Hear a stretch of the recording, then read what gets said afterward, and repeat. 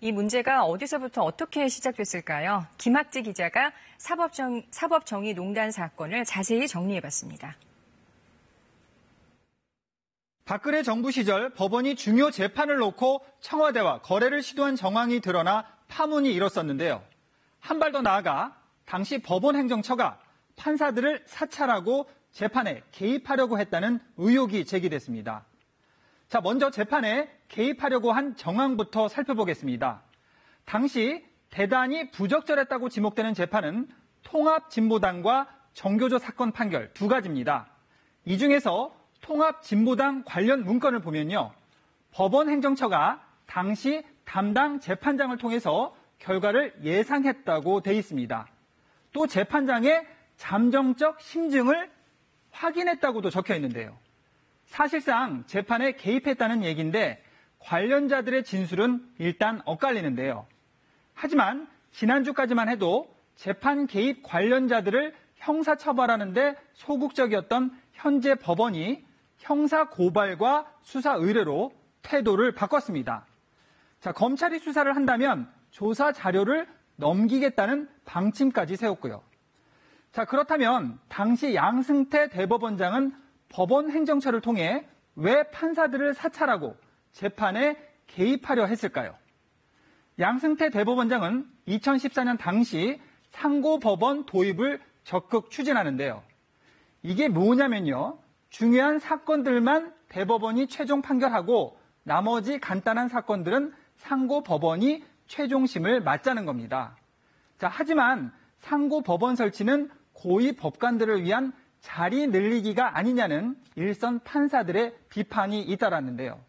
그러자 법원 행정처가 이를 비판하는 판사들을 조사하기 시작합니다. 자, 사법행정의 불안 요소인 문제 판사들의 성향과 개인사까지 조사를 한다는 건데요.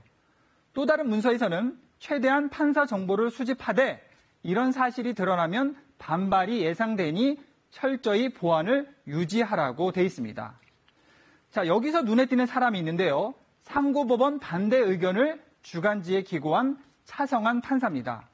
자, 언론의 비판 의견을 공개적으로 밝힌 차성환 판사는 가정사는 물론이고요. 다른 판사와 주고받은 이메일까지 조사를 당했습니다. 심지어 차 판사의 개인적인 돈 거래 내역까지 사찰을 당했는데요. 차성환 판사는 어제 KBS 9시 뉴스에 출연을 해서 분노와 비참함을 느낀다고 말했습니다. 그러면서 사찰은 직권 남용 범죄에 해당이 된다면서 수사를 촉구했는데요. 직접 들어보시겠습니다. 반대 목소리를 내는 판사들의 표현의 자유를 억압하고 그다음에 그런 단체들을 축소 해체하려고 했던 것, 그거 자체가 심각한 불이익이라고 생각합니다. 이걸 덮고 넘어간다면 사실 3,000명의 판사들이 묵묵히 일하고 있거든요. 그분들조차 다 불신당하고 사법부가 신뢰를 얻을 수 없습니다. 저도 마음이 안타까운 면은 있지만 저희가 법에 따라서 원칙대로 처리해야 된다고 생각을 합니다. 네, 현재 법원은 판사들을 뒷조사한 행위는 처벌하기 어렵다는 잠정 결론을 내렸습니다. 하지만 차 판사를 비롯해서 사찰을 받은 법관들은 직접 고발하겠다는 입장을 밝혔는데요. 자, 오직 양심과 법의 근거에 판결을 해야 한다는 법관의 독립성은 헌법에 명시된 원칙입니다. 그런데 이걸 법원 스스로가 무시하고 사법 정의를 무너뜨린 것은 지탄받아 마땅하겠죠.